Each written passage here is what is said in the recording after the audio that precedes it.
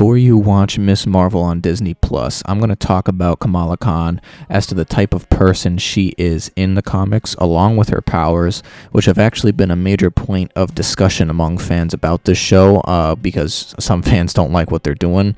And then I'm going to talk about potentially some bigger MCU lore that might arise as a result of this show. So if you enjoyed this video today, feel free to like and subscribe for future Marvel content. So I think it would be extremely factual to say that Kamala Khan in the comics is a fan favorite, very akin to Peter Parker as Spider-Man. She's just a very relatable teenager to watch as she goes through her adventures, and she's an American Muslim Pakistani teenager who's originally from New Jersey. And when she developed her powers, she actually donned the role of Miss Marvel because she was a huge fan of superheroes in general, but obviously one of them specifically, of course, being Carol Danvers, Captain Marvel. And in the comics, actually, for those of you who might not know, Captain Marvel at one point in time went by Miss Marvel back in like the 70s and 80s time frame. So Kamala is a type of Marvel hero known as an Inhuman, although she normally isn't directly associated with the kingdom of Inhumans, which is led by a character named Black Bolt, and they are stationed on the moon. But Inhumans are kinda new to the MCU, but also kinda not. There was an Inhumans TV show back in 2018 that I truthfully never watched because I heard it was really bad. And because it was bad, it was probably safe to assume that they're not going to make it direct MCU canon, which is fine because, you know, whenever they do decide to make an Inhumans property again, they can potentially do right by it. But Inhumans are kind of similar to mutants, whereas mutants have like, you know, they have a specific type of power that they just like have within themselves. So mutants are a type of human who are born with their genetic powers. That's why, like, if you watch the Fox X-Men movies, they refer to everything as like the mutant gene within themselves. And Inhumans are humans who had their genetics altered as a result of the Terrigen Mist, and they developed powers going forward. So mutants are born with their powers, and Inhumans are not. Now, in the comics, Kamala has the abilities of a polymorph, which, if you don't know what that means, it just basically means she's able to morph her body and stretch into basically anything she wants. Not even very similar. It's exactly how Reed Richards, Mr. Fantastic, is able to do.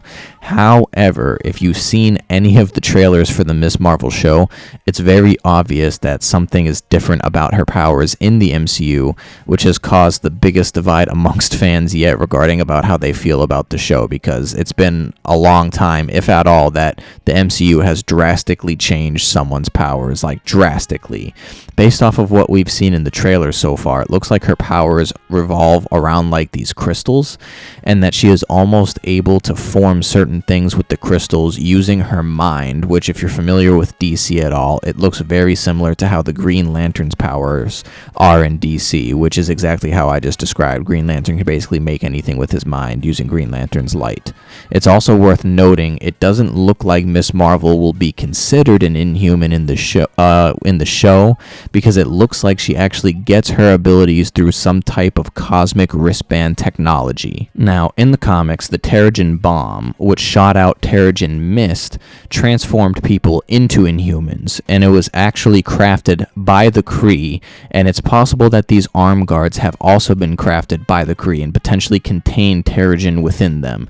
I would even go as far as to say it might be possible the crystals we are seeing as a part of her powers could potentially be some form of the Terrigen crystals, but obviously I haven't seen anything confirmed for that or not. I personally don't know how to feel about her power change just yet, but I am reserving judgment to see what Marvel is doing in action first to see if it makes sense and feels right.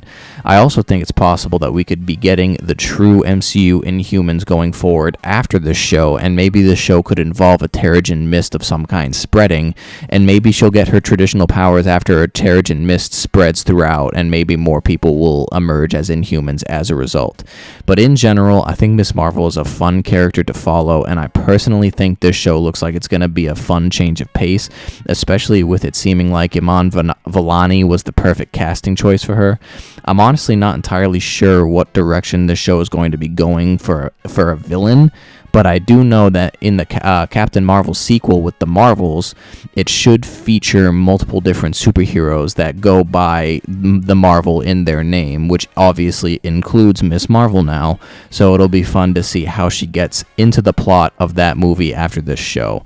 But if you also go on Disney Plus right now, they have a short little documentary called A Fan's Guide to Miss Marvel, which also talks about the character, and I enjoyed watching it. It's short, it's 5 minutes. I suggest if you do have Disney Plus, you should take a look. But that about wraps up everything I have to say about this video. Like I said, Kamala Khan in general is a fan favorite, much like how Peter Parker is Spider-Man. Obviously, I wouldn't say as popular, but she is very popular, and I enjoy certain stories that I've read and skimmed over with her. So if you enjoyed this video today, feel free to like and subscribe for future Marvel content. Comment down below if you're excited for Miss Marvel, and I appreciate you for watching this video.